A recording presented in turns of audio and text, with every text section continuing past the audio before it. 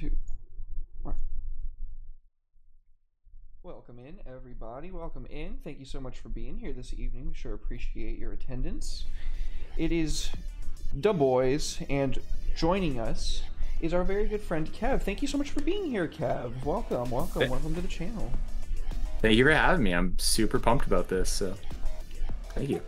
Heck yeah, dude. How's everybody's week been? Anybody have any cool things to say? I feel like you're just setting me up. I'm giving you an opportunity. It's like you're literally pushing me onto the stage. Like, I'm giving you an have anything cool? I'm giving you an opportunity. Yes. I got a job, which I've had before a few years back. It's much better in every phase of my life. Pay, mental health, physical health, all of it. So with that, though, I will not be leaving Samurai Sunday / Irizumi, and I will be back on that show. So hell yeah. I'm so fucking hyped, dude. Hell yeah. I'm so stoked. Well, I'm happy about it too. I'm very happy you're happy. I will admit, selfishly, I'm also glad that I get to keep playing games with you, because I would be really sad if I lost playing games with my boy, you know. Yeah, I appreciate that. Yeah. Red. Also, though, still rest in peace. Rest in peace, Sam, or rest in peace, Single Shot Saturday. Still, unfortunately. Indeed. Rest in peace, Single Shot Saturdays. But I can live with half of the mortal blow. You know what I mean? Like. Fair enough. It's still crippling, but it's far less crippling now. You know. Speaking of crippled, Red. Oh, got his ass. Oh, what the fuck? I don't get to get you off. So. Wow. It's a good segue. I'm not a paraplegic or anything like that, I promise. Not gonna be bad if I was, but I don't know. I don't really have anything too exciting going. I got my first Twitch payout. I guess that's kind of exciting. Woo! Hey. Let's go, dude. That was a handsome stack of cash. Let's fucking go. Never looked this healthy. I don't know. I mean, that's the only. I've been doing a lot of shows. I'm gonna have Chuck and. Did you tell I'm out of it today? Chuck and Nathan from Michael's Attack on Writer's Block on Thursday at 8 p.m. CST. Very much looking forward to having those two on.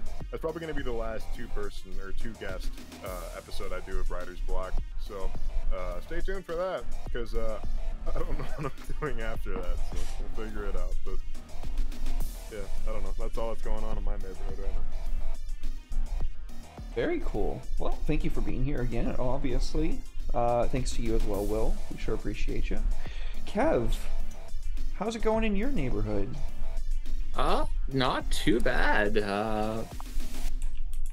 Don't have anything too exciting going on right now, but you know, just keeping. I got some items I'm working on, so hopefully there will be a new kind of supplement coming from me soon. But like, yeah, other than that, nothing too exciting going on this week. A lot of spring cleaning, which fun.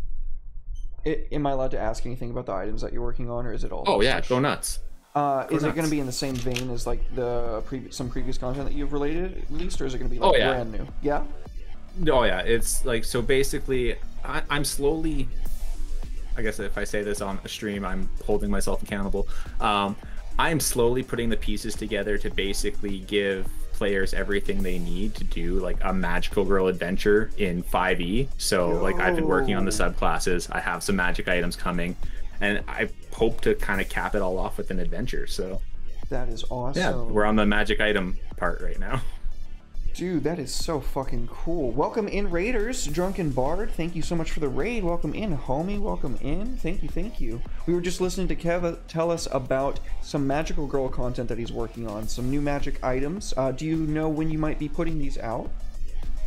I am in talks with an artist right now, so their timeline might kind of dictate that a lot more than anything else right now. So it's to be determined, but hopefully soon. That is awesome. Well, can't wait to see it. Make sure you guys pick it up when it comes out. Support the homie. Appreciate that.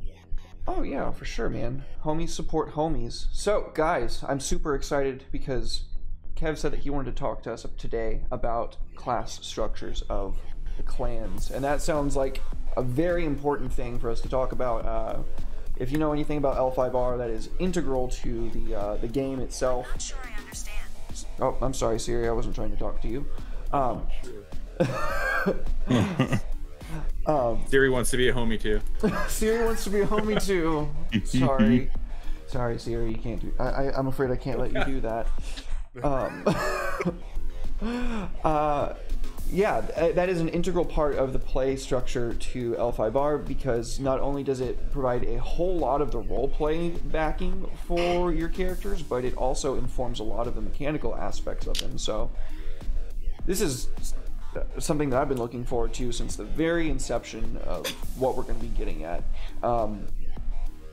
Is some of them going to be, like, probably not player characters? Sure, but I'm really excited to talk about the player character aspects. Whatever you guys are excited to talk about, I just hope that we all have a great time and we get to say what we want to say. So without further ado, let's show them how it's done, Will.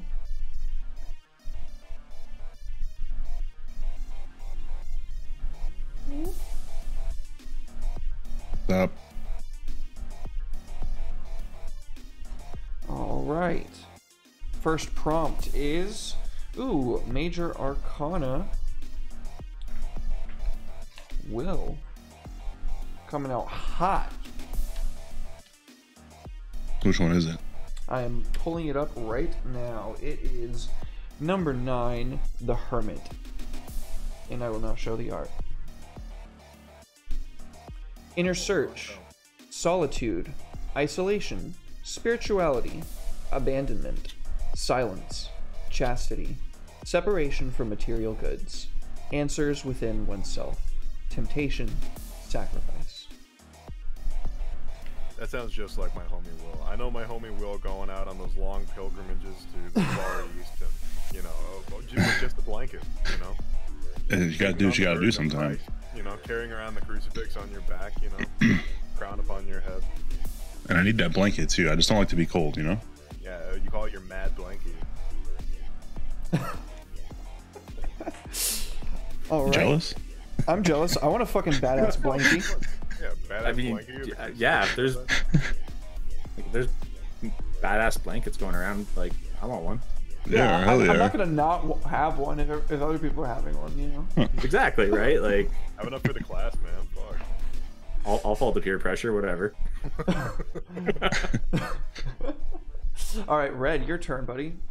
It's your thing, boss. Boop. They stop. Ooh, at the beginning, really at the back. So, right there. Hell yeah. You got the knave. No, not the knave of. Is that the knave? That might be the knave of wands. It's either the knave or the knight. I'm pretty sure that's a knave, though. Yeah, that's a knave. The knave of wands.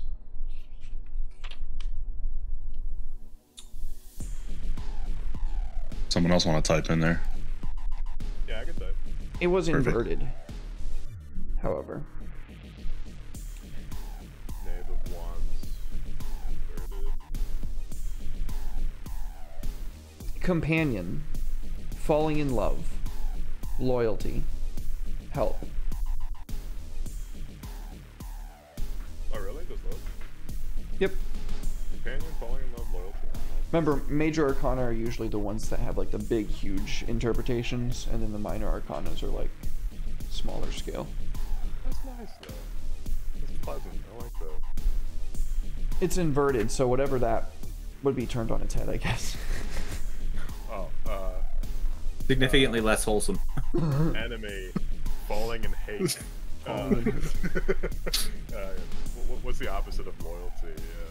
Treachery. Betrayal. Treachery. Nice, Kevin. Help, kill.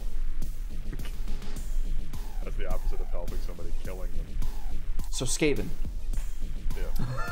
Yeah. Yes. What? Swamp people. Yes, filters. Kev, you ready? Yep. Alright, tell me when, homie. Kick your cow.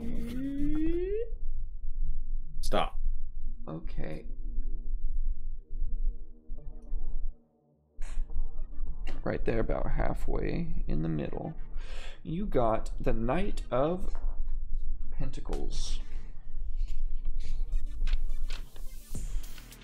Knight of Pentacles.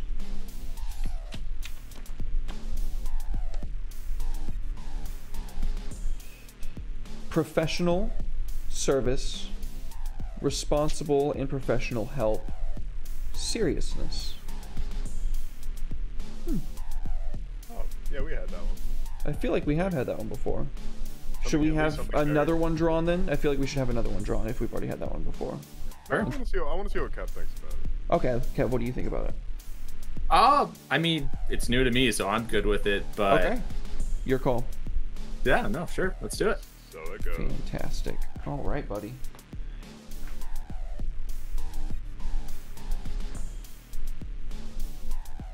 Will out here already typing up a new fucking like what's that from Soft game? Death of Look, the I gotta Wild. go first, okay? I got Major Arcana. I got the Empress. 3, the Empress.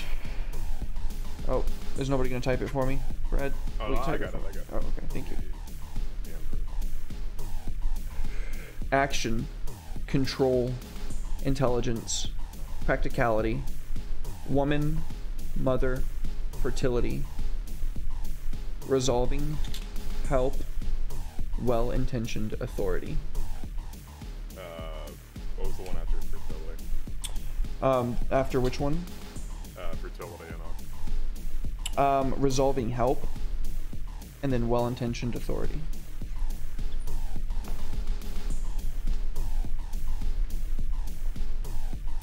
Okay. Thank you, homie. Yeah. Woman. I love how that's just a one-word part of the prompt. Woman. Action control. It's a capital W, by the way. Mother's a lowercase, but Happy Woman Month. There it Okay, you is. guys know it's what's today? It's the 15th, right? it's the Ides of Yeah. March. Yeah, it's also International Penis Day. Let's go. what? Fucking go. Wow. I didn't know we had one of those. I didn't know we needed one of those. Wow. All right, so pulling from the bottom of the deck to continue the tradition, for the group one, it is the 3 of Wands inverted. Let's see. Whoops, I probably don't want it under that. 3 of Wands inverted. 3 of Wands inverted. Initiative, decision, exploration, and discovery. Initiative, decision, exploration, discovery. Oh man, Those I don't worked sound out. like they work in a. Sorry, go ahead. I was gonna say those don't sound like they work in a like TTRPG environment at all. Right? Whatever will we do with those? Yeah. Obviously, we're gonna explore by rolling a d20 and seeing how successful you are. Investigation checks for everybody. Oh, hydrate. Thank you for the hydrate, EB. How dare you call me out like this? I forgot to fill up my water. Oh man, I worked out and I straight up am feeling it because I haven't refueled yet, but my wife is wonderful and is cooking. So let's go. Okay, let's put the screen on up there. And I believe that if Will is ready, we can go off with the first round. I mean, I'm ready for my first pass, you know? Yeah, baby. I kind of talked about this a little bit back in session 4, where I put some names on some stuff. But anyway, it would be before the event, right? It would have been a kind of like Game of Thrones type system where there's more like families that control things, which was maintained, but also after losing all their leadership post-event chaos, is now really far spread out. And so the main like reason for their existence now is to make sure that certain resources get allocated correctly between settlements now that everyone's kind of spread apart, right? And the settlements are a lot smaller. There's certain things that people want and need, so basically they're just like managing traders essentially. So it's all about the money.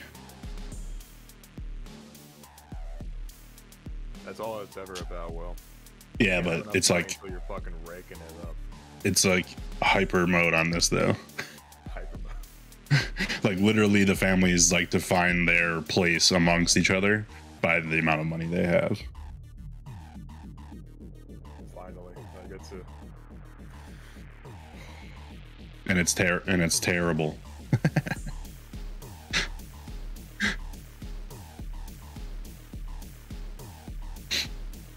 I want my people to kill your people, Will.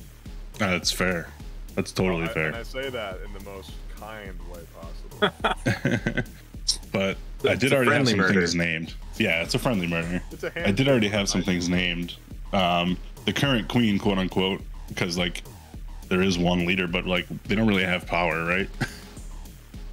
Is Saran Altani, but I named the 5 families there too. If you scroll down a little bit, you can see them on there. These are the 5. These will be the 5 main ones, and then I'm gonna kind of break down into what the rest of the system looks like by the time it comes back to me. Very, very cool, dude. I like it. I like, I've seen these names before. Very good. I feel like I've seen these names before. I know I've seen Jeb before. Yes, you have seen these names before back in session 4 when I wrote them. Callback. I remembered. Let's go. Dude, Derek's brain, so many ridges. Fucking wrinkly as hell, bro. Dude, looks like a shriveled testicle after a hot shower. All right. All right. Red. All right. What have you got going on? You know, kind of blindsided me with this sort of thing, but I'll let it slip. So I have a bunch of clans, obviously, because this entire swamp is ran by different clans, and unlike Will's stupid rulers, mine actually have power in different ways. You know, I'm not like fucking Britain with my superficial leaders. All these people actually have abilities, and you know, they've shown that they can do things other than just wither away in a chair all day. So, Fair. we need to have like a fucking smack talk against our nation. I don't want to smack talk Derek's nation though. They have like flying cats and shit off there. Cat bats. I'll pass, dude. Like you can have your cat bats. I just want my tall birds. But I have Canuck Ard, which is the highest clan, High Hill. They live on the highest part. I know, a very creative name, but they live on the highest hill in the entirety of the area. Entirety of Talam. I'm gonna keep writing down Talam, just so I remind myself that's the name of the nation. And then you have Craig Dune, which they're the Black Creed. They're sort of like the sneaky ones. They do a lot of stuff like in between. They're a very small clan. Think like in terms of like secrecy and stuff like that, like Demir, like from Magic the Gathering. They're very like not.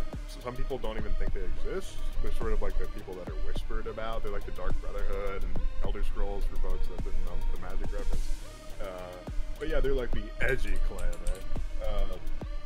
And then you have the Knockblade Shalad, which are like the Blade Keepers. They're the swordsmen. They're the warriors and stuff like that. They're sort of they're like the Boros, I'd say.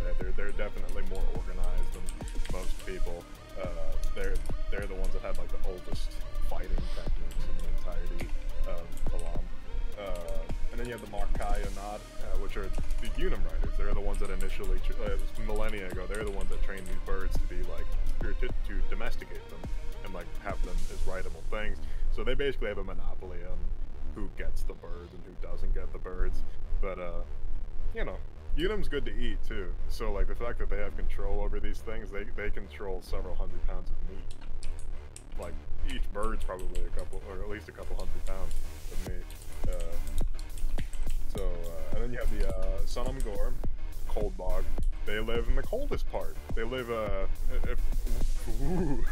they live near the base of the mountains. They sort of like the cold area because it allows them to grow what they like to grow better, particularly mushrooms and fungi and stuff like that. That's traded and used in elixirs and stuff like that. They're pretty civilized, pretty calm. I'd say that they're like the normal vanilla most of all the clans. Like if you just wanted to be from a generic clan, these are probably the guys. They're calm, they don't fight, they just kind of keep to themselves. They trade when they have to. They eat mushrooms. They trip balls. What kind of mushrooms? Okay, let's go. Well, you know, you got like psychedelic, and then you have like mushrooms like I don't know the name of the mushroom in real life, but it's if you cook it, it resembles meat. You know, stuff like that. They're pretty much they're just calm. I don't remember what they're called. I don't remember what those mushrooms are called. They're white and they have like bristles on them, like hair. Anyway, The only word coming to my mind right now is portobello, and I'm like, I don't think that's right. well, portobello tastes like meat. Isn't it portobello? No. Oh, It's a very, okay. it's a very You would know, Mr. Chef. Yeah. I wouldn't. They're white. I think they're. I'll look it up while Cap's talking. And then I have the Korag now, 9 fingers. They're the worst. They don't really have a home. They don't have like a centralized location. They sort of like spread out and travel in nomadic tribes, kind of like the Whisperers from The Walking Dead. Wow, that was an obscure reference. Let me try again. They're sort of like a motorcycle gang in the way that they have like one overarching goal, but they have like different lieutenants and stuff like that doing different things. Basically, what the Nine Fingers like to do, or the Korak Nam, they like to take things back from people. They believe that they were wronged that by having like Kanak Ard have territory taken from them and blah blah blah. So they're sort of like spiteful. They're spiteful mercenaries, bandits. They're basically glorified highwaymen. But they glorify it just like our god would want us to go around and fucking maraud and kill people. So they're probably the most travel savory of the bunch, and they're sort of eaten up by the fact that they lost all their shit because half of their people went overseas and didn't come back. So that's why the Korak Mao are very spiteful. The Shane Salge, the Old Hunt, they're hunters. They're probably one of the more respected clans because they just, like I said, they keep to themselves. The more you keep to yourself, the more respected you are in Salam. So the Old Hunt, they literally are master huntsmen. Like they live in like high in the mountains and stuff like that, where they can keep their meat cold and stuff like that. They hunt all sorts of birds, giant beasts, stuff like that. Sometimes humans. It depends. A lot of these guys are just very fucking old, you know, and they have it's very difficult to try to get in contact with them. They're probably the most isolated out of all the clans. But I'm going to be like individually working on these, coming up with leaders, lieutenants, trouble, you know, like potential like crossing of conflict. But those are the names. Very cool. Very good shit, Red. Very good. I like it a lot. Awesome. Hey, real quick, shoutouts to Kev. Not trying to throw shade at any of our other guests who have all been wonderful, but Kev has been in chat before and already knows the drill, so we didn't even have to explain to him. He already just fucking wrote up a bunch of shit. Let's fucking go, Kev. Okay. I'm here to help. But yeah, so obviously I know that the guests are in charge of the Phoenix clan, for, you know, those who might be new. So I kind of, I'm not gonna lie, I kind of prepped for this by watching last week's episode back, and I really wanted to run with Chuck's idea of for the lack of a better term, a pilgrimage, sort of, you know, get to the, and I don't have the map super handy, but I believe it was the Cataclysm, right after we haven't decided on the name yet. That's just the thing I put on the map. Cool. Yeah. So, but sort of, you know, that is the destination for people of the Phoenix clan to sort of get their, you know, their peaceful death, as opposed to the exploding and turning into a monstrosity thing. So I've sort of envisioned that this being sort of one of the main goals, because who wants to come back as a monster? I said, you know, at the top of, you know, this mountain, this wasteland, whatever it ends up being, there would be a temple. And that temple would be run by, among other, like a priestess and monks that serve her. And the priestess is known as the Flame. And what the Flame does, it is her job to help guide the adventurers that are successful on their pilgrimage to sort of that peaceful death that, you know, I kind of, in my head, I sort of equate it to like a Valhalla, as opposed to, remaining on the earth or being reincarnated as a monster. They get that sort of, their soul is able to rest. And so the flame, being in charge of the temple is sort of, she plays a big role in helping the adventurers get there. I envision almost like, once they do the physical journey of actually getting to the temple, there's a bit of a spiritual journey. You don't just get to be like, hey, I'm here, Valhalla me. So the flame helps sort of prepare them for that spiritual journey and then guide them from there. Very cool, man. I like that a lot. That's really good shit, dude. Thank you. Yeah, thank you for contributing. That's fantastic. Okay, well, I guess I can't really stall on my turn anymore. Sorry. No, you're good, man. You're good. I am quickly getting off into the weeds, and that is probably the problem. So I am saying that in the society there is a now long dead queen who was well intentioned and now worshipped as a goddess. It is said that she will intervene in some capacity and save their civilization. I should say their civilization. She set down the order of the clans and their place in the society when she was still alive. And that is still heeded to in some capacity to this day. In the upper nobility, there would be like stratified, would be two clans, the Nipterans and the Stellans. Stellans is a placeholder. I'm going to think of something else. I just want it to have something to do with the stars. I'm going to pull up the reference just real quick so I can show you where I'm going to be talking about. This little place down here, it says Gristenwald, the Sunken City. That is where these people were. And, well, they're not really here any longer in any official capacity. Like, there might be, like, a few survivors of their clan. But nobody really lives in Gristenwald anymore. There would be 4 clans of lower nobility, and these would be the Haidson, which would be like the heavily armored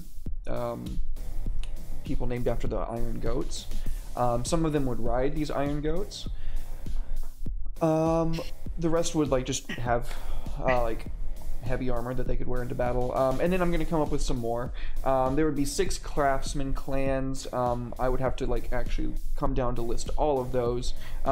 I'm probably not going to get to all of these tonight because I do want to, as usual, come up with something, some kind of something to take from the session for, excuse me, for your homebrew clans, homebrew games if you would like. I don't know what that's going to be yet though. So let's get right on back to Will for his second round. Hell yeah. All right. You see this like little X thing I got going on here? Oh shit, my boy been busy. Yeah, I was wondering what that was. I know. So I was just thinking like obviously there would be different types of governments like set up in this large area that I have. So there would be like the imperial setup with the families. But then there would also be like a different kind of kingdom setup that broke away at some point. But then there'd also be like these guilds and stuff. I forgot to add the merchants in here, but that's fine.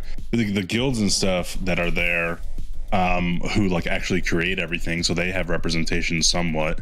And then there's also like a religion. So I figured that all culminates into like they have a group of people. I just said the protectorate for now, but they literally, the only job they have is to protect the peasants from being exploited by any 4 of these. And that's like a universal thing that they have, is like everyone respects that. So you as a player would be playing as one of those people. Oh, nice. That's fucking cool. So you are kind of outside of any of the 4 of these hierarchies, and kind of like, you know, obviously some people see it as a joke. Some people like take what the protectorate does is you know, gospel per se. Like, so there's different views on it, but basically your job is to protect the people that are on the bottom rung from being exploited by the people that are above them. That's fucking cool. I dig that a lot. Is that inspired at all by like magistrates in L5R? Or is Yeah, it like, basically. yeah, that's kind of the vibes I was getting from it, because that sounds like a very good way to like get people active and engaged in the world, right? Like, hey, it's your job to like fucking take care of these people. Like, go do that. So I was just thinking the top of this is like the actual rulers, right? So you would have like these two different kingdoms. One is still like the old kingdom and one is like the newer kingdom. And then the bottom of this represents like the social kind of groups that there are available as well. So being religious and, you know, working class, I guess you could say. So yeah, just kind of, it's like a mind map for me. Basically, that's why I put it this way. Looks fucking sick. Hell yeah. But that's how I come up with class structures anyways. I just make a nice mind map for myself and kind of just build off of it. The next step of this would be literally adding a paragraph to explain what each one of these are, spreading it out even more, you know what I mean? So yeah. Very cool. I'm trying to keep myself from doing that right now, and like going really in depth with like, well, this clan does this and this clan does this, because I can't come up with all these names on the fly like that. That's not going to happen. Right. I already did that once, and I'm not happy with it, so I'm not gonna make myself do that. But this is an awesome opportunity for me to say, if you guys want to ask us any questions about this setting, 500 souls in the soul market, you can ask us something that we'd prefer if you tried to keep it related to what we're talking about. If we don't already have it established, then we will come up with something, which I imagine is going to be happening the majority of the time. So, without further ado, Red, what you up to, buddy? I'm writing about the Queen of High Hill, the current queen, because obviously there was that queen that was just like, I'm gonna abdicate the throne and then try to take over a bunch of shit, and then they failed. It's just like, okay, I'll just rule over what I have instead of trying to get something I don't. So the current queen is like a long descendant of this queen. She's earned the title the Meek. She's earned the title the Meek because she's not leadership material. People think that she's like way too soft on a lot of things. I was writing about her king being just an absolute piece of shit. Like as soon as they were married, he started openly talking about how he had a disdain for the elders of High Hill, and how about like all the traditions here are just outdated, and how they need to move forward if they want to ever like become something more than a bunch of swamp dwellers. And he was executed because he was literally just speaking treachery non-stop, talking about like having the entirety of the Coven of Elders just done away with, because it's like, this is old, this is outdated, we need to have young people in power and stuff like that, blah blah blah. And that goes against everything that High Hill stands for.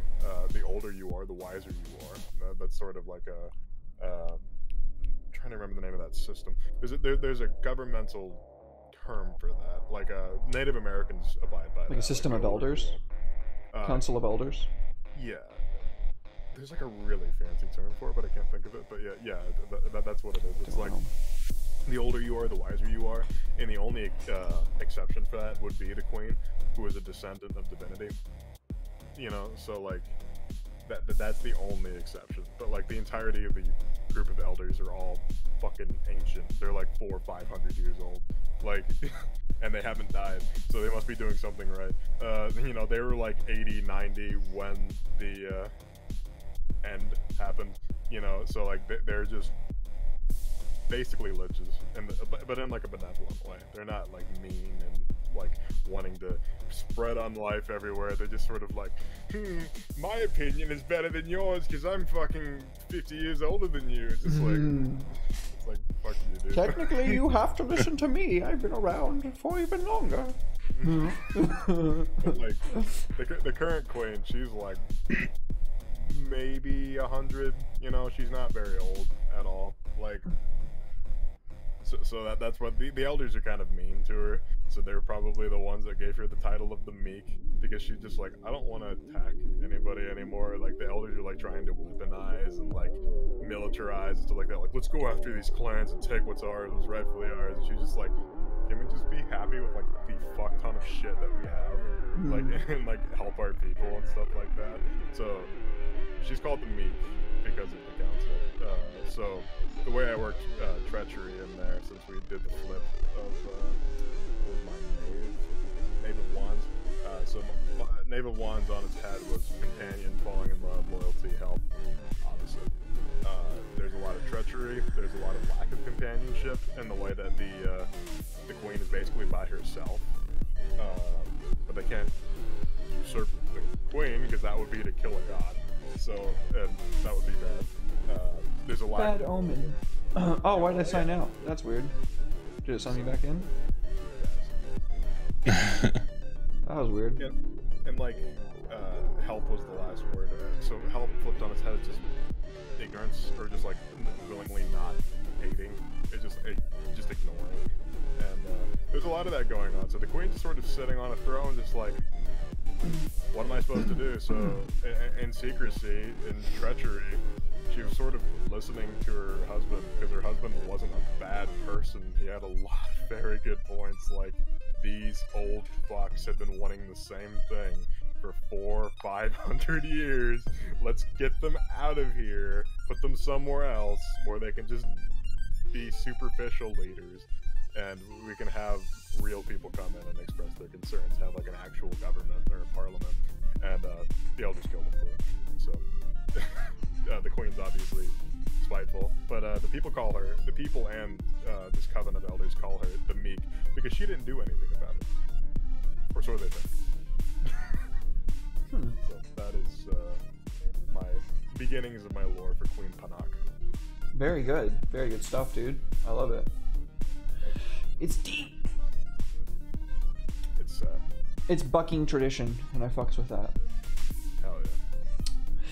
Well, I'm sorry, Kev. Didn't mean to cut you off. Please. No. I was a lot of Brad's ideas. That's awesome. I was saying, dig it. Thank you. Well, by all means, it is your turn, my friend. All right, so I'm kind of running with this idea of the flame and sort of working top down here. So I picture, at that temple there would be monks that are there. One of my words was service, and I kind of wanted to run with that as sort of a main staple and pillar of the Phoenix clan. So at this temple there are a handful of monks that are dedicated to the flame, and they basically live their lives in service of the priestess and perform rituals and prayer to give her strength and sort of assist her in kind of all of her duties. Getting into the clan itself, sort of away from that temple, I picture the Phoenix clan as a slightly nomadic group, simply because I imagine when conflict does find them, should they be felled, the circumstances of their death sort of create a bigger problem in these abominations. And so I picture them as slightly nomadic, so they're not necessarily in a big city or anything like that, despite how long they can live. They travel around, and with that they need to be able to protect themselves. And so at the head of their society, at the head of their clan, I picture a warrior king, who is typically the oldest, and due to the nature of the kind of world that we're building, typically that means one of the most skilled or successful fighters, champions of the clan. It is their duty, right? They are responsible for protecting their people and also training them, right? There's a big emphasis in this group of being able to hold one's own, right? And not only being able to hold one's own, but being able to, defend your, brothers and sisters of the clan. And so the warrior king, that all sort of falls on their shoulders, and they are sort of responsible for making sure that their people can hold their own. I picture this person being in power either until they're defeated in combat, or because if I'm not mistaken, they don't die of old age. And so, right, so either until they are defeated, or should they receive a sign from the gods, or from the priestess herself, perhaps saying that it is time for them to make their pilgrimage. Either they make it, either they're defeated in combat, or they are sort of tapped on the shoulder and being told, like, it's your time. Should a new warrior king need to be crowned, considering the emphasis on protection and being able to fight and defend, I picture a sort of a tournament, like a ritual tournament, where people may throw their names in the hat, so to speak, and battle for the right to become the new warrior king, and the cycle goes on and on from there. That's awesome, dude. I really like that. It's pretty dope. I love the cyclical nature of it too, because Phoenix and cycles is just perfect. Exactly, right? Like, I wanted it to kind of constantly be feeding itself. Yeah, I really like that. Kind of like a fire too, is just like until it dies out, it's always going to be consuming. I love that it's just like this like steady imagery that's like throughout the culture. It's very good. It's not like obnoxious and on the nose either. It's like, yeah, it's good. I like it. Oh, I appreciate that. I like it. Okay, well, I named the queen Isernia.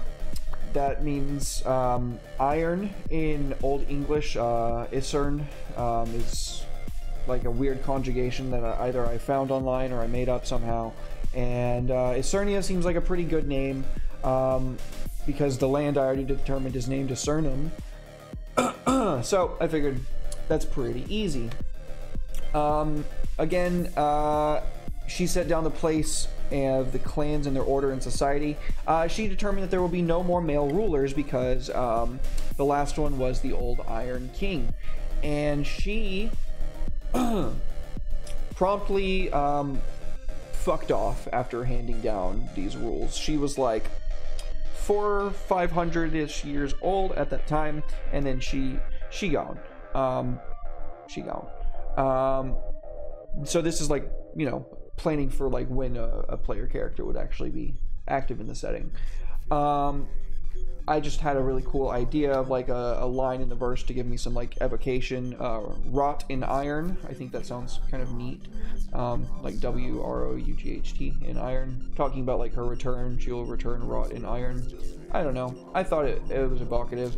I determined that the craftsmen, they would all have like a representative that would not like, they would answer to the nobility, obviously, but also they would have representation in the society, at least for their clan.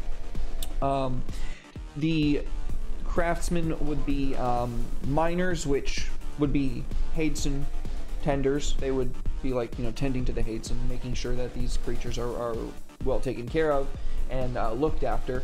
There would be armorers, there would be weapon makers, masons, economists, and I shouldn't say forgers, I should say forge tenders. And I feel like each noble would have like one of these people that like stays in their house. So like a noble would be expected to be able to like, a proper noble would be expected to have like one of each that dwells in their house with their family. So like they kind of have like a communal dwelling in a way. And they kind of both benefit from it, right? Like you have your own personal like armorer and you have your own personal like weapon maker, you have your own personal mason, economist, forge tender, your own miner, so that you can even get your own iron. You might not, you know, like all the iron in the place might not be the same consistency throughout, so you might need to be able to trade the iron that you have with other places. So you'd need, if you were a proper noble, you'd be able to take care of all of these things.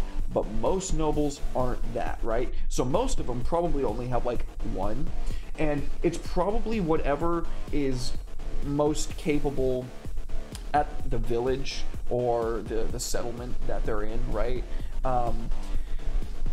The only place that you would probably see a noble that has all 6 anymore is the capital, and I can't imagine that very many other people have any more than 1, maybe 2.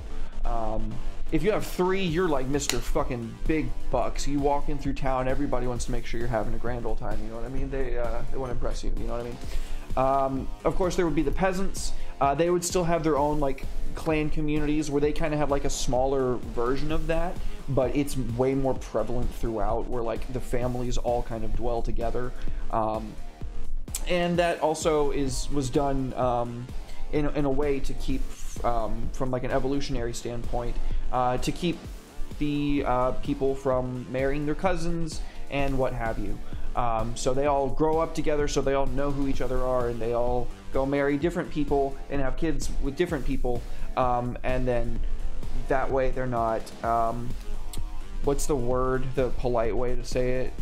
I don't remember, so I'm just not going to say it so I don't accidentally say something eugenics. Then there would be the, speaking of, no, I'm just kidding. There would be the clanless, which would be like the outcasts of society, the less thans.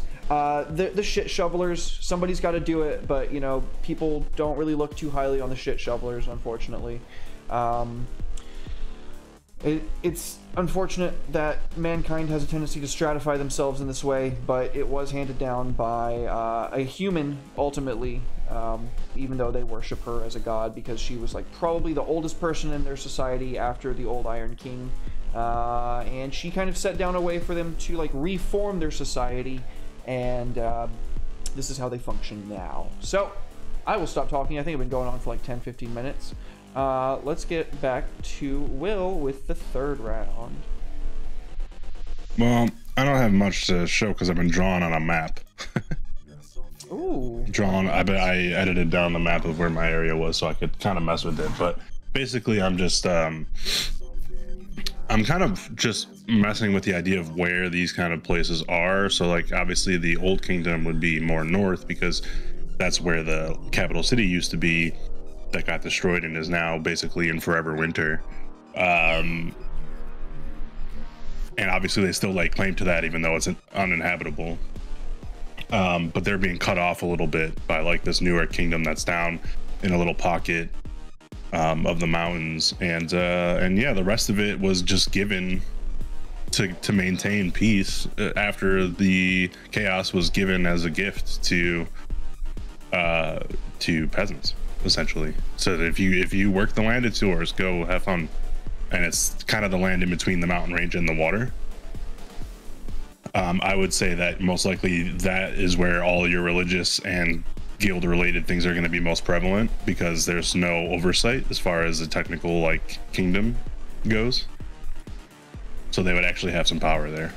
Very cool. So I think that's pretty cool. I wish I could show the map, but I'm literally scribbling on it. So like with you're good, paint. Dude. Oh geez. Just to kind of get my idea right. Oh, you're good, homie. Okay, I'm just gonna type something real quick. Red, why don't you go ahead and tell us what you got going on over there, buddy? I'm kind of done with the queen for right now. It's just like I sort of said what's going on there, and that's good enough for me. Broad stroke. Moved on to the Crede Dum, the Black Creed. So I was talking about Ergid Trait. He's the leader of the Black Creed, quote unquote, but people don't know him for that. People know him for being enigmatic and an incredibly adventurous fellow, but he's in secret runs the clan. So over the millennia, his clan's built up this reputation of being sinister, stealthy, and a huge lingering threat. Like, people are always constantly worried about like oh, if I do something just slightly wrong, these guys will come along and, you know, cut off my head. And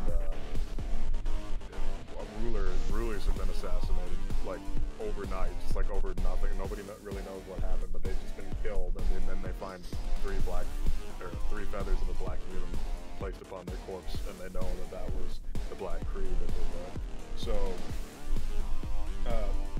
like I was saying earlier, many aren't even sure that they exist. It seems to be a legend. It's like one of those legends told to people to remind nobles, like, you better be good to your people, or the Black Creed will come after you. So, like, but Trait is trying to completely change his reputation in secret, obviously, because if you tried to be like, oh yeah, this exists, people will come at him. His father was this tyrant that, like, bullied servants into submission because he could, you know, like, because nobody's supposed to know that you exist. If anybody knows that you exist, or you are a part of the Creed down, you'll probably be killed. So, his Trait's father used that as an advantage to bully people and stuff like that.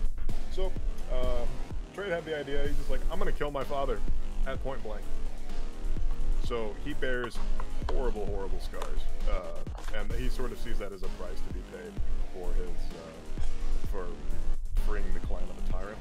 So now he just has, like, these disfiguring scars over, like, one side of his entire body, and he covers himself up with cloth and stuff like that to sort of, like, not scare trespassers, or not trespassers, scare outsiders and stuff like that.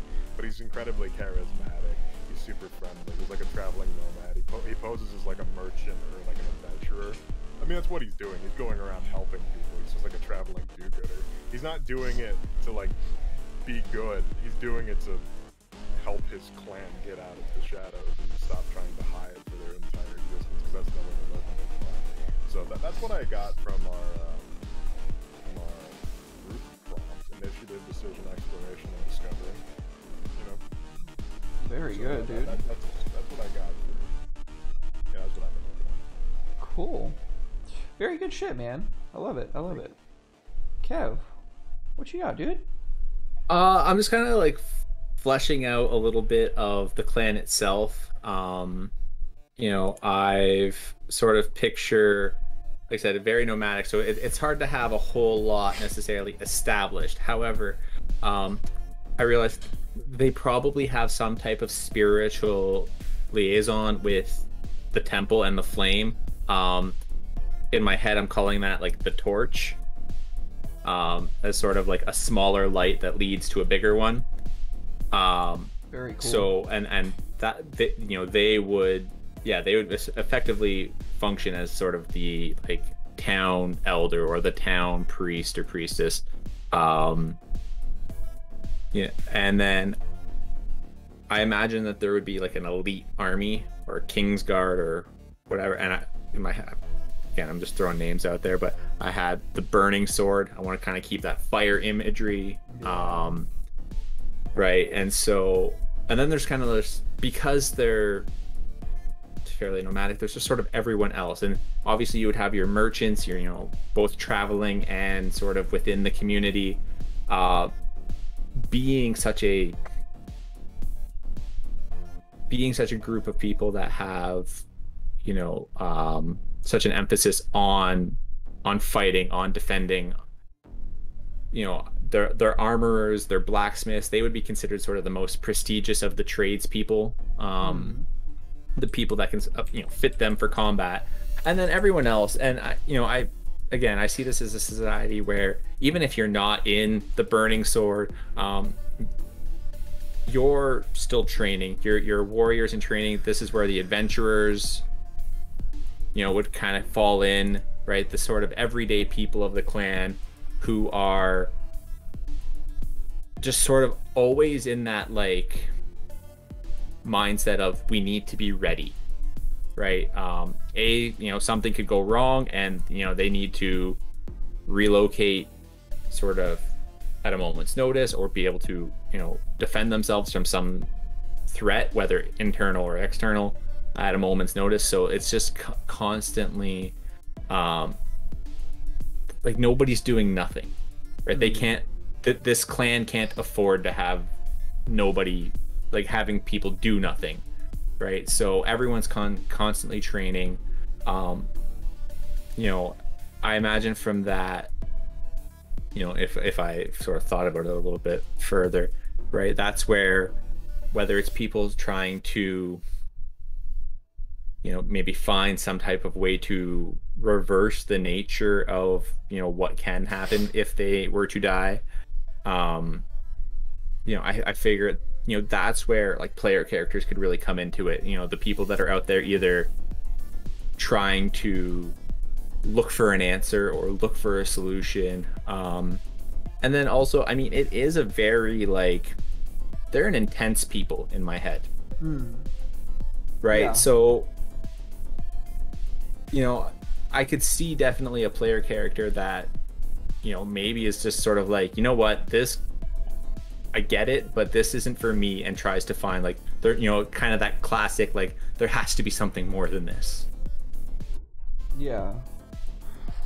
So, what do they like indoctrinate their own people, or like because like it's gonna be consistent of, and correct me if I'm wrong here, but it's still gonna be consistent of like the people that choose to come here, right? So these people like willingly accept these new beliefs, and then like there's obviously the people that are gonna be born into it, that will be brought up in it. But is it something that they make people like ascribe to necessarily? Like you have no choice? I mean, I think in terms of like, people born within the clan, I picture it's almost one of those like sort of ancient Greek sort of feelings where like you are born and like a sword is put in your hand kind of thing. Got it. Okay, that's very cool. Yeah. So like, just to kind of, like I picture that idea of, from a very young age, they're being taught, and yeah, they are being indoctrinated, right? They don't get to really experience anything else unless they are an adventurer that sort of goes off on their own or is out searching for an answer. But if you it's very much an echo chamber where like if you stay within the clan and with the clan, like sort of fighting combat, like that's all you really know. That's very cool. I like it. I especially like how it's like very practical and pragmatic. There's an issue, and the only way that we can all like deal with it is if we carry our own torch, right? Like we shoulder our own burden for responsibility type deal. Yeah, no, absolutely. Like, it's the type of thing where,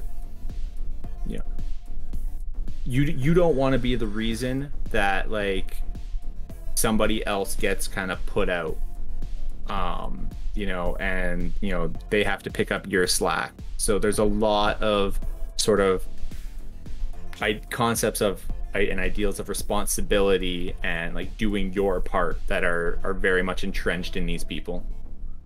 I love that. That's fantastic, dude. You're so good at this, Kev. God damn.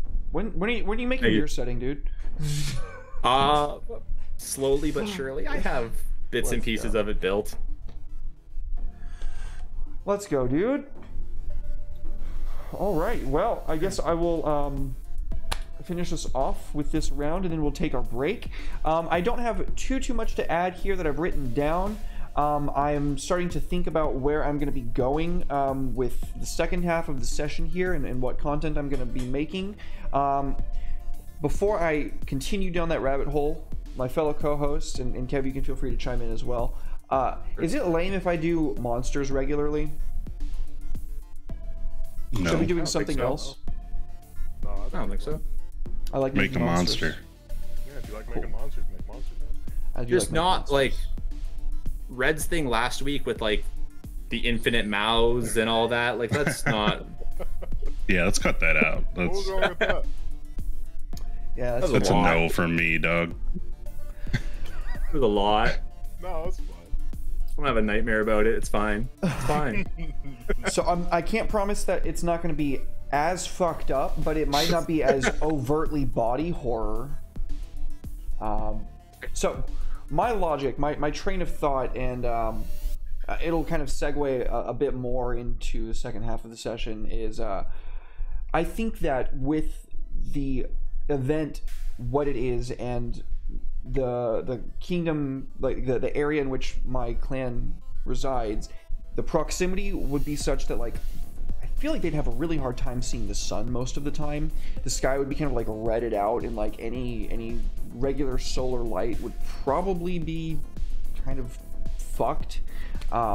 They can still get ultraviolet radiation to grow the crops and what have you, but not as much as they need.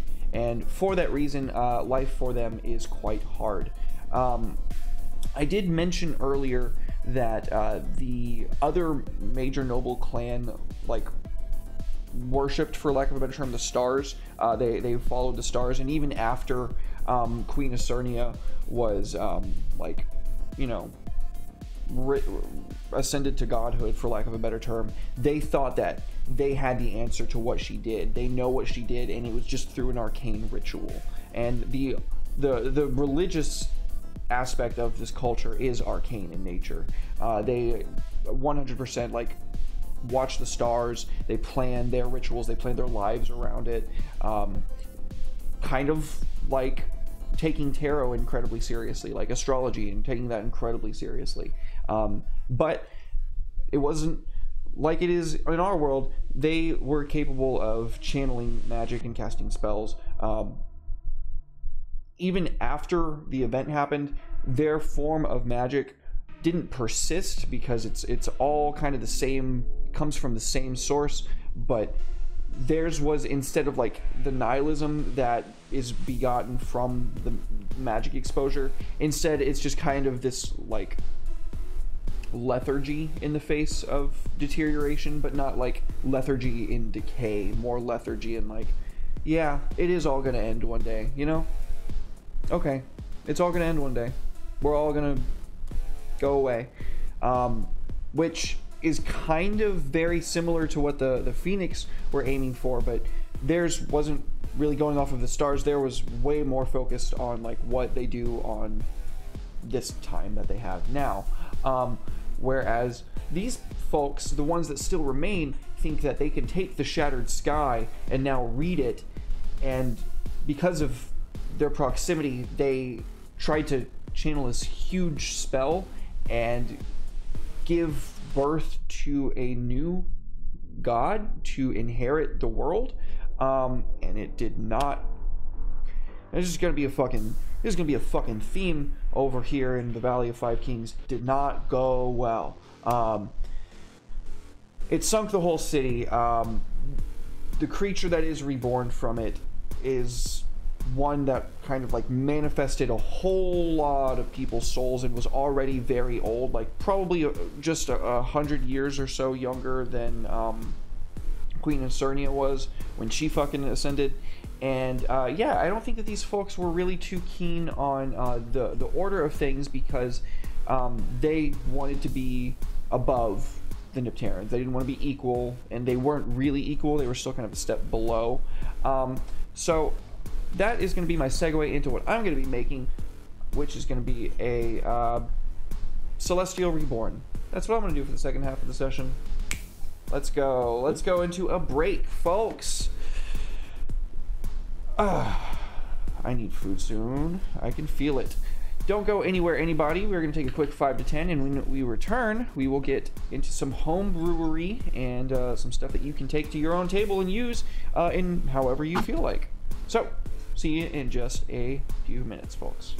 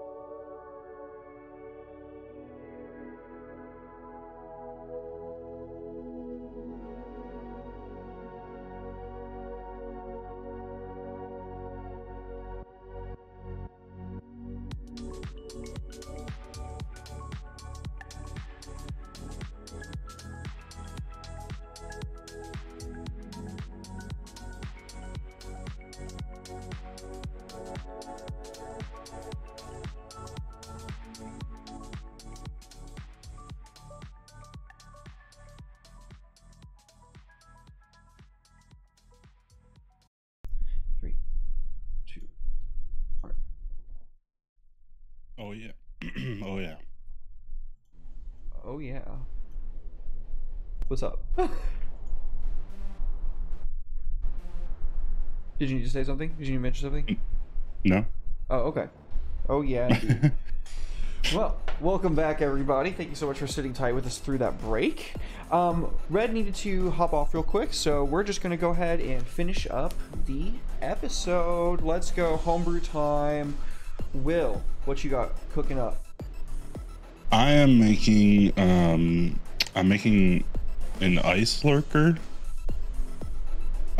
which is something that would definitely inhabit the colder areas up north. I'm thinking of, like, again, a group of people who are going to the old capital city to try and loot basically. It's a treacherous journey, and I'm trying to make it harder for them, for sure. I'm almost done with it too, but I can show you guys. I did put a map on the thing. Okay. And this isn't more like political lines. This is more of like influence areas. Basically that gray spot in the middle is like the protectorate lands. It's like that they essentially took over to kind of keep a little bit of space in between the two nations. And then below is just kind of like the guilds have the coastline essentially is all theirs, and where these kind of more plateauy hills down at the bottom are more kind of the religious area. Obviously these things all interlap over each other throughout the whole continent, so it's not like these are there, but these are where they're the strongest. Can I get that map so we can see it? It's on the thing. Oh, I don't see it. I'm blind. Am I blind? It's right underneath my It's under the little X. under my little X thing that I made. I now understand what you mean. You are such a sweetheart. You went and did all the work for me. Oh my goodness. Will, Yeah, of course. what can I even say about you, dude? You're such a great guy. All right, let me get rid of this little guy. Boop. Oop. That's wrong.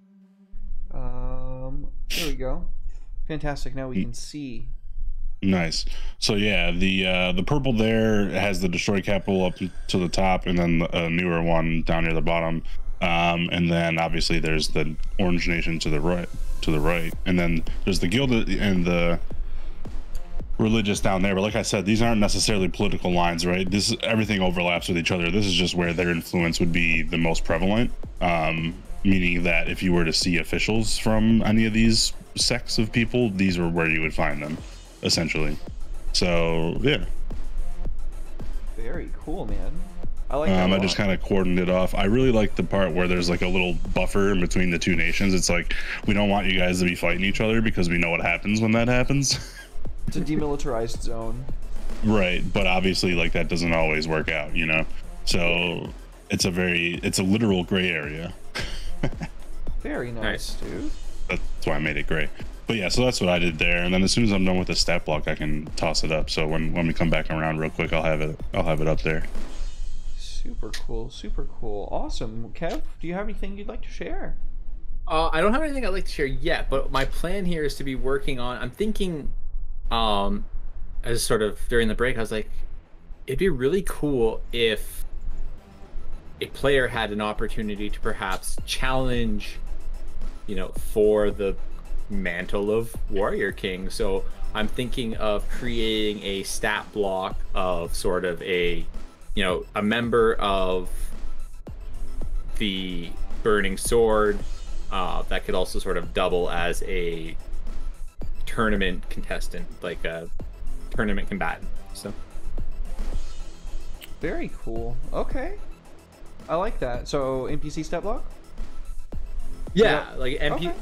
NPCs hit that block out, and it kind of it gives a little bit of versatility. Should someone engage with the Phoenix Clan in a aggressive manner, right? This could plug in for sort of, this is what the army looks like,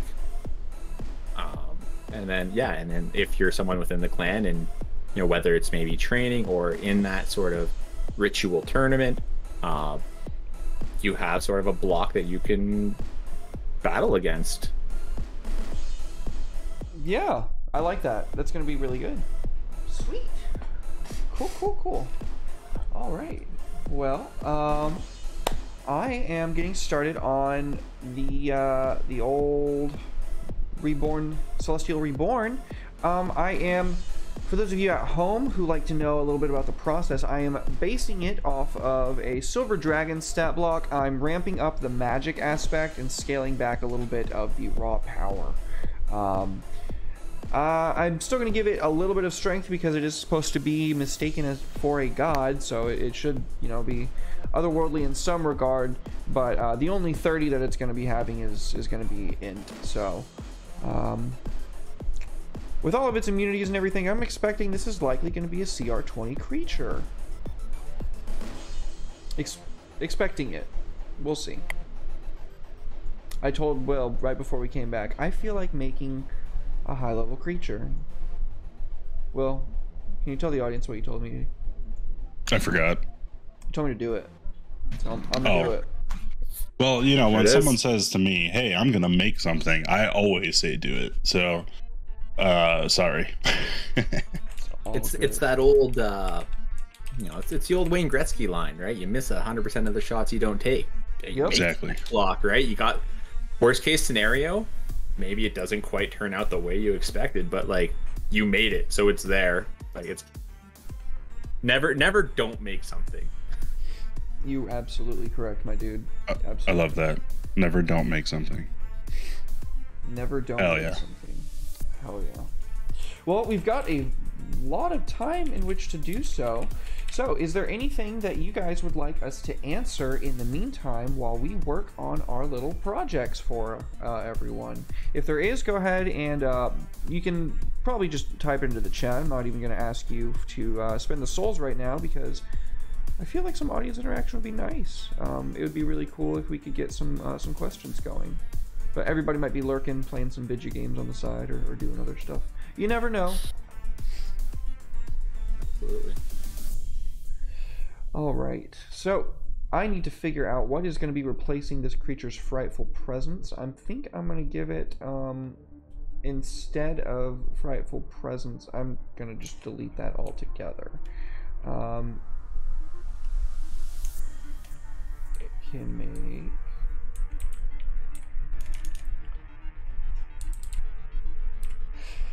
Is there anything that you guys have coming up within the week, or anything that you guys would like to share with the audience? I'm trying to think what I have coming up. I don't have anything coming up this week, but I do.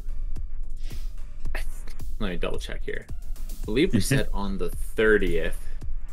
Yeah, on the 30th, I will be on the Space Jambers channel playing Coven with Ethan Reynolds and a few other people that are just absolute dynamite human beings. And I think we're going to be raising some money for, I know the acronym is TENT, but I can't remember exactly what that stands for. But I believe it is the same group that there was that bundle that like absolutely popped off on Itch for like the trans education in Texas, which I think is actually part of the acronym. And yeah, so we're gonna be raising some money hopefully for that to kind of help out down there. So pretty excited about that. Dude, that's fucking lit. Hell yeah. I love that. That's gonna be a lot of fun. Coven looks really cool. I have looked into it. I haven't picked it up yet. I've yet to read the the games that I have picked up. I think I read the one about being barbarians, I think, that Ethan put out. I definitely read that one. I've picked up a few others that I have yet to read yet, though. But that one was only a page, so it was really easy. I have Neon Knights. This one's a page too, so. I have Neon Knights that I need to like actually read through because I love Cyberpunk. That shit is so rad, you know what I mean? Absolutely. Yeah, no, this is very, like, this is Ethan's, like, warlock variant of the barbarian one, so kind of the same ideal. So yeah, I'm pretty excited about it. That's awesome. I'm trying to flavor everything as spacey as I possibly can to make it really feel like you're fighting some alien creature, you know? Absolutely, yeah, that sounds awesome. I think starting with dragons for that is they are sort of, you know, despite everything else that exists in the, you know, the multiverse, I feel like dragons are still sort of like on that pedestal of being like the most sort of out there, the most majestic, if you will. Yeah, I hear people say that they don't get to use dragons enough, and I'm like, oh baby, it's so sad. Why not? Just use them. Just use them. Just throw a dragon in there. Do it. Just scare the shit out of your party. Yeah, like I had a member guy in one of my home games say, like, at some point I want to walk up to a dragon and punch it in the face, and I was like, you can absolutely try. You might get the punch off, but no promises for what happens next. Yeah, I mean, what happened? The pandemic, sadly. But, damn it. Pandemic too strong. Yeah, like so many home games, I'm sure. But I had every intention of just like throwing just a random sleeping dragon that they would casually come across and see what he was gonna do.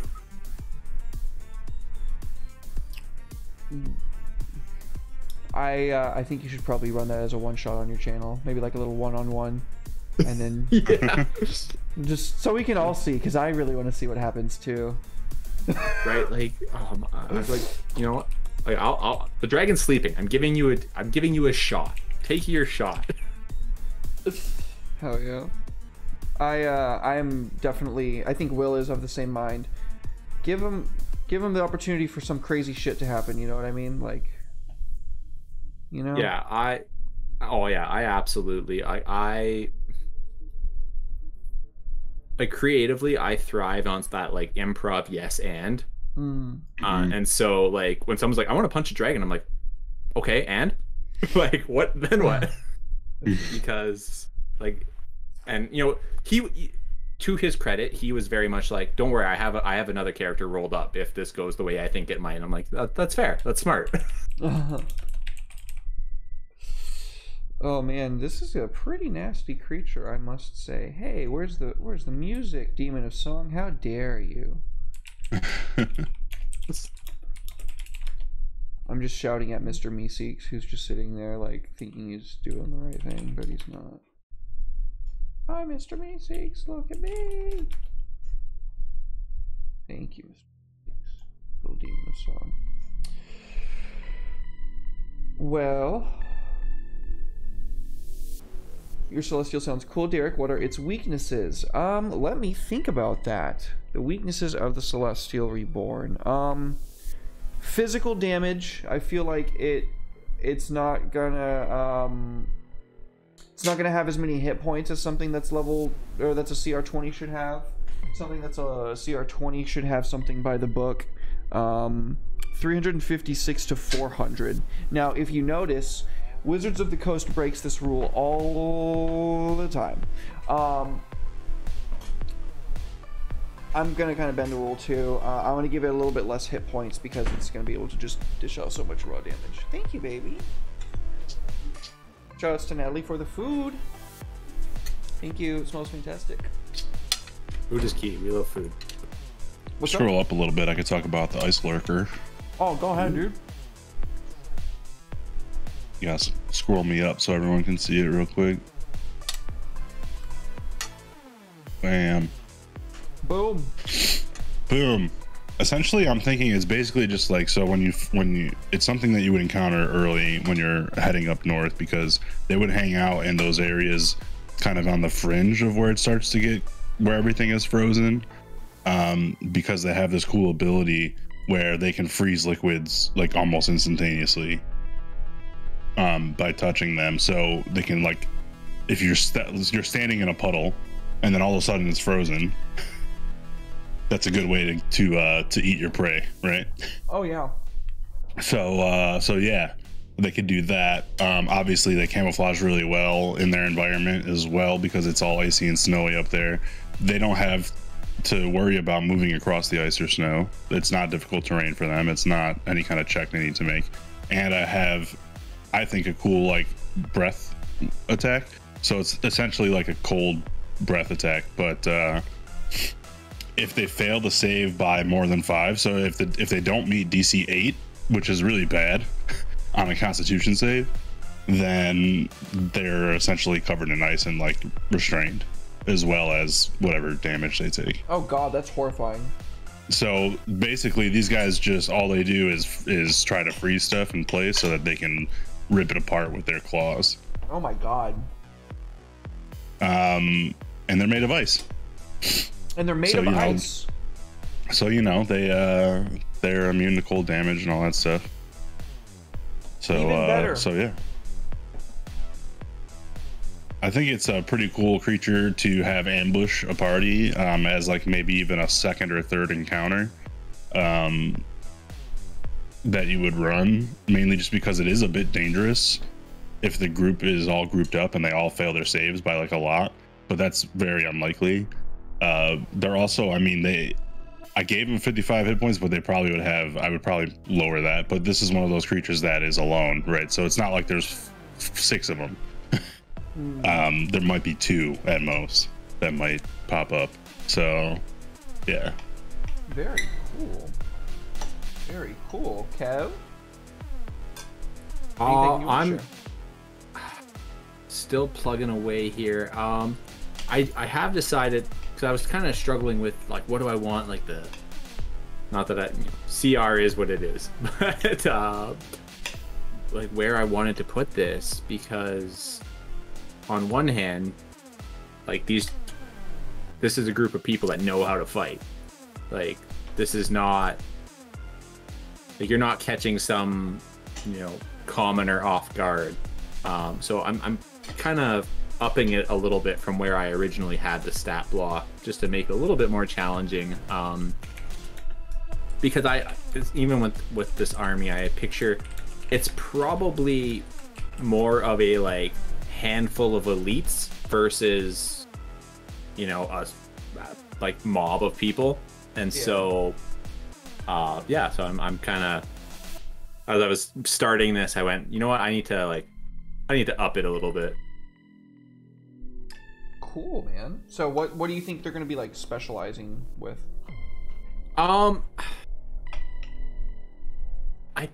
want to give them some kind of, and like I'm trying to figure out how to necessarily swing this, but I want to almost give them like almost like an Eldritch Knight vibe a little bit, I guess, in the sense that like I want them to be able to imbue a small amount of magic into their abilities, right? So whether that be like a little bit of fire magic, basically, just for the, the vibes, and also I think it's one of those things that if you are sort of the the best of the best in in this Kingsguard, you probably have a little bit of innate, like, whether they call it a blessing of the flame or what have you, just a little bit of that extra oomph behind your abilities, behind your attacks. So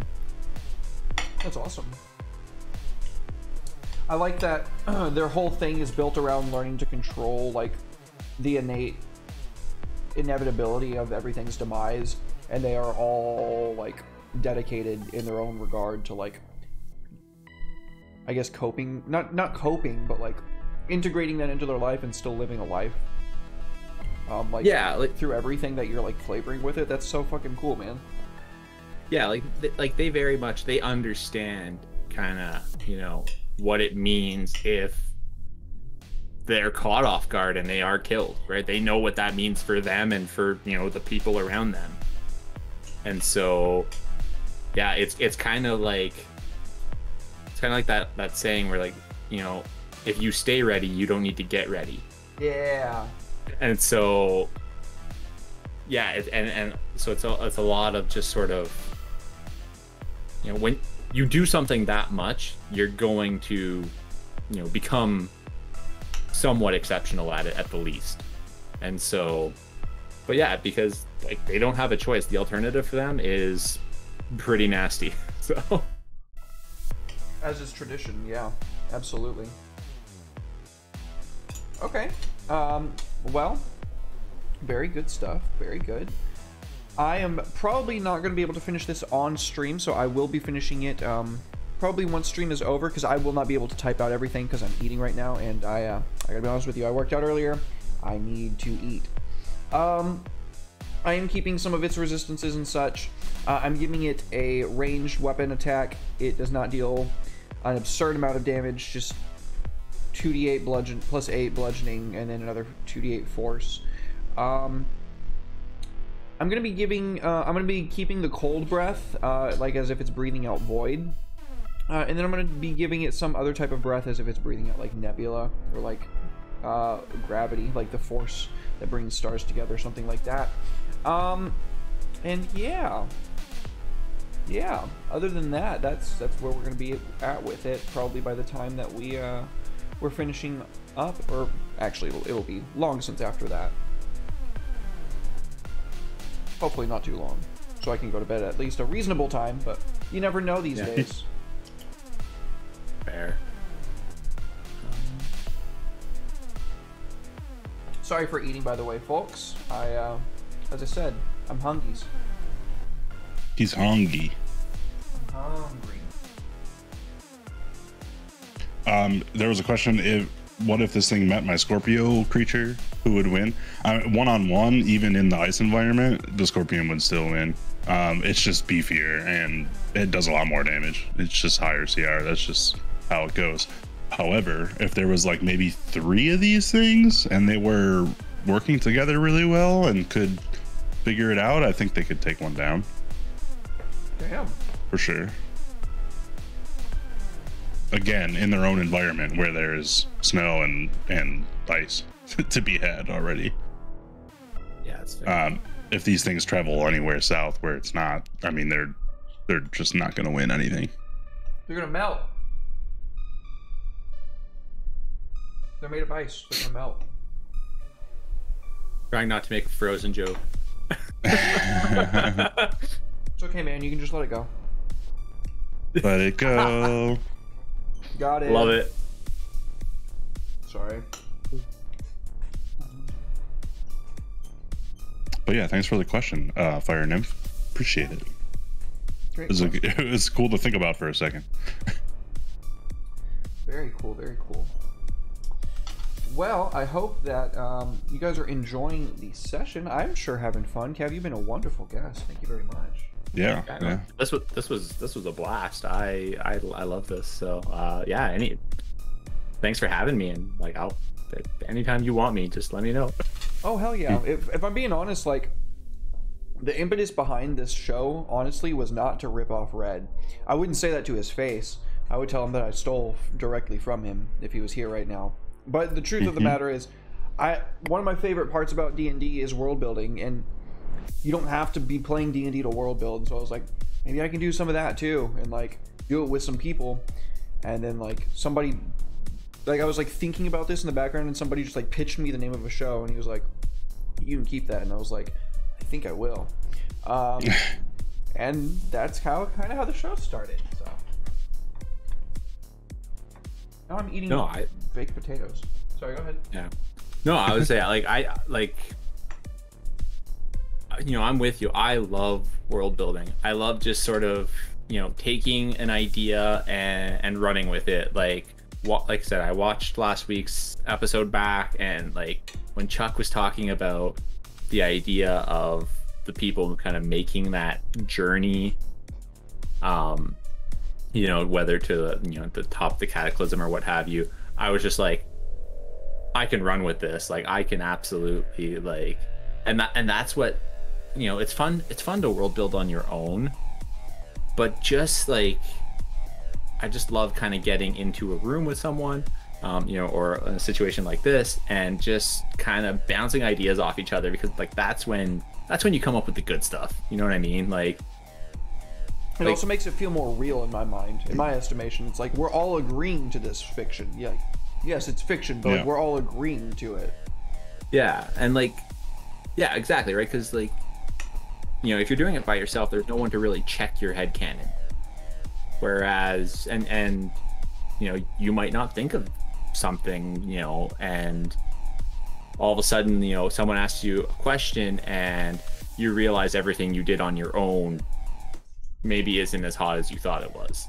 Whereas like when you're in the process with it, like you have people kind of check, like, I don't want to say like keeping you in check, but like that's kind of what they're doing. Falling into your same patterns, they're helping you grow, is what it is. A lot of the time. Yeah, exactly. All right, like I know for myself, I don't want to tell the same story over and over again. Right? Like I want by trade, I'm an English teacher, right? I love telling stories. I want the stories to be different. I want to create conflicts and characters that people give a damn about. And like, it's cool to do that on my own, but I also have biases in terms of like what I like to create, and working with other people, right? It can kind of push you out of those comfort zones a little bit. Like this whole world is a little bit darker than kind of my usual my usual sort of vibe. Just and a little. I mean, I make magical girls, right? Yeah. And so well, you're doing great, for the record. No, I appreciate that. But it's nice to kind of have people that can like push you out of your comfort zone a little bit, and like it's cool for as a creator to say like, hey, I don't have to keep myself in this little box. I can do other things and have fun with it, and hopefully be good at it. Hell yeah, absolutely. And you are doing great. Thank you. Yeah. A couple of weeks ago, I got to be on Red's show, and I don't want to say a fish out of water, but I mean, Kendo is so fucking amazingly talented. He was gonna like outshine me anyway, but I mean, he fucking like, I might as well have just not even fucking shown up. We were writing for a Noble Bright setting, and I mean, like I was contributing where I could, but it's very much out of my depth. I really only had like a couple of concepts to chime in, and then you have Kendo just come in like, and then this and this and this is like, oh my god, this is so fucking cool. But like, it was definitely that moment of like, okay, so he is way more familiar and comfortable with these, like, this world building and this setting than I am. And it was kind of a cool moment for me to be like, I still have a whole lot to learn. Like, I think I'm hot shit. I'm not, though. Like, this, I don't want to say humbling like it made me feel bad. It was humbling and like, holy shit, it really gets super deep. You can get like insanely good at this, and like the you know how they say the devil's in the details. It's like a skill tree, right? You spec into different things, right? It's like, I'm just going down one path, and there's like all these other paths that like all branch out, right? And like you can like have little interconnecting things, like that one goddamn Diablo clone from the Tencent Path of Exile. Say that was. It's like that, like, except hopefully it's not all owned by China. I don't know. That being said, I think we are pretty much here at almost the end of the setting, the end of the show, unless anybody else has any final things they would like to add, any final questions we have from chat.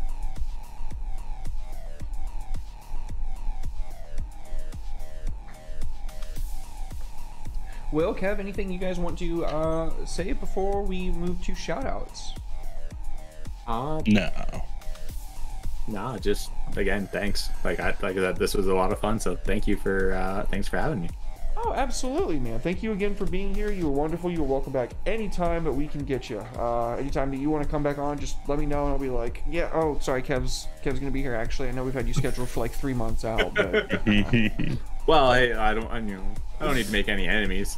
I'm just kidding. But thank you again. Thank you, Will, for co-hosting with me as always. The homie, the first in, last out into the fucking fray in the content. And congrats again, buddy. Yes. Yeah, huge thank congrats, you. dude. Thank you. Massive. Good It is news. a big weight off my shoulder and off my shoulders, and just a lot better in a lot of different ways, and catching up to the fact that I'm finally going to be in a better spot is nice. If there's something to catch up to, I want it to be that. Genuinely love that for you. Yeah, 100%, dude. Love you, man. Super glad that that worked in your favor. Awesome news. Well, let's go ahead and start with shout-outs. Will, where can people find you? Yeah, I'm the Brinkpoint on Twitter, and I have a Patreon, and I do maps, and there's commissions, and there's lots of other stuff. But the one thing I wanted to say is I am super proud of all the work that me and the team have been putting into for DICE, the Digital Indie Creators Expo, which is going to happen in November, likely early November, but we're figuring it out. The team's growing, things are happening, there's a lot of stuff being worked on. It's really awesome to see it come together and see I think 8 or 9 different people who are included on it now really like put their heads together and come up with the best possible solutions that we can for having an all digital, literally the entire world convention, right? So there's an EU schedule and an NA schedule so far, so it's pretty crazy. That is so fucking rad, dude. So shout out to all of them. They're awesome. Hell yeah, man. I'm so proud of you for doing that shit, dude. You were just like, I want to do this, and then you fucking decided to make it work, and it's like, holy shit. Like, before there was nothing, and suddenly there is DICE. Yeah, you gotta have dreams, and this is one of them. I mean, to put it into smaller terms, I just wanted people to have a safe space to create things, which is why I did Monstober, which is why I do stuff like that on Twitter all the time. So this is like the ultimate one, this is the culmination of all that, and it's really awesome to see it happen, Absolutely, man. And I mean, you're obviously one of my best friends, so everything that you do I'm gonna support, but I super cannot wait for DICE. It is gonna be a blast. I don't do cons. I've never really been to a convention except for like as a little touristy thing before, and like this is like the first convention I'm like, yo, this is gonna be so fucking lit. I cannot fucking wait. Yeah, sit in your underwear on your computer and taking some awesome content. That's all you gotta do. Hell yeah. Yeah, no, it's awesome, man. I'm so hyped for it. I'm so excited. So amazing work, you and everyone that's involved. Shoutouts to Murder Veggie too. She's fucking cool. Yep. Kev. Oh, Will's commissions are open, by the way. Are they open still? They're always open. Other way. Other way. Yeah, that way. Yeah, Will's commissions are open. You can find him on Patreon. If you like the map that you saw on Curse of Stradwise of Alma last night, this is not a plug for me. This is a plug for Will. You can find that map on his Ko-Fi. It is on your Ko-Fi still, right? Yep. It is. Yep. Go Pay get what it you there. want. It's awesome. It's a great island map. Tell me you're using it because I'd love to watch it. The shoreline is perfect, dude. It's immaculate, dude. Like literally seamless. So good. Also, it made for a perfect like little mini apocalypse that I think really scared the shit out of Ted. Yeah, it really did. I enjoyed it. It was a lot of fun. I liked getting into character as Baba Lysaga. She's crazy. She's an absolute motherfucker. Kev, where can people find you? What do you got going on? What you cooking? Yeah, you can find me on Twitch and Twitter, both at kevbot_mtg. On Twitch, I am currently mostly streaming Magic the Gathering. I'm looking at maybe getting into some other stuff at a later date, but right now it's been mostly Magic. Gotta make that MTG in my handle mean something. And on Twitter, you can find me on Twitter, where I do a lot more TTRPG sort of centered content. I make a lot of Magical Girl content. I think I'm up to 5 subclasses right now for 5e, where you can plug and play with your own Magical Girls. I'm currently working on an item supplement of sort of Magical Girl inspired items. If you're a fan of Sailor Moon, you will like these items. And then yeah, are they gonna have any like connection to the class, or are they gonna be like class agnostic? They're just gonna be any benefit to any Magical Girl? Yeah, right now they're basically they're going to be sort of their own thing. They are heavily inspired by the characters of Sailor Moon. Very and cool. So that's where like the Magical Girl vibe comes from, but like there is no necessary, like, you don't have to be a Magical Girl to use these items. So if you're like, hey, I'm a barbarian, but I want to throw a boomerang that does radiant damage, I got you. Hell yeah. I think you inspired Fire Nymph with Sailor Moon reference right there. Hell yeah. Jihan has a question. Is there Magical Girls? There's always Magical Girls where there is Kev. In this setting, how would you describe the Magical Girl aspect that you added? I mean, I can't help myself sometimes. There's a reason I made the Flame a priestess. Like she very much has that sort of connection with that legendary higher power, whatever that might be. So yeah, I'm not saying that she's the Magical Girl, but I'm not saying she's not a Magical Girl. Hell yeah, I see you, and I love it. I'm here for it. Might not be as anime and happy endings, but they're in there. God damn it. Absolutely. Absolutely. It's not all sparkles and 5-minute transformations. Not all, anyway. Not all. Awesome. Well, thank you to everybody in the chat. We love you guys. Thank you for being here, supporting us. Without you guys, it would just be 3 dudes sitting in a chat room, which is also good, but it's a lot more fun to have some interaction and to talk to you guys and get to share the process with you, because I personally am a huge fan of the process, even though sometimes it fucking kills me as an ADHD person. I love the process, and I love being able to share it with other people, because it's just like that much better. It's that much more fun. In my mind, I know that it can be draining for some people, but I'm kind of weird like that, I guess. I don't know. It can be draining sometimes. Anyway, I am Derek, DMDM Studios. We are going to find somebody to raid into. You can find me here every day except for Wednesdays. Coming up, we have an announcement. I announced last week that there is an announcement. We are still not announcing it yet, so just, stand by for that. Andy gave a hint on Twitter. That's it. Thursday, Elden Ring stream, 7 p.m. Central Standard Time. The Faith Can Build continues. On Friday, I'm Nomadic Mori, 7:30 p.m. Central Standard Time. Saturday, we have session 0 of Descent into Avernus.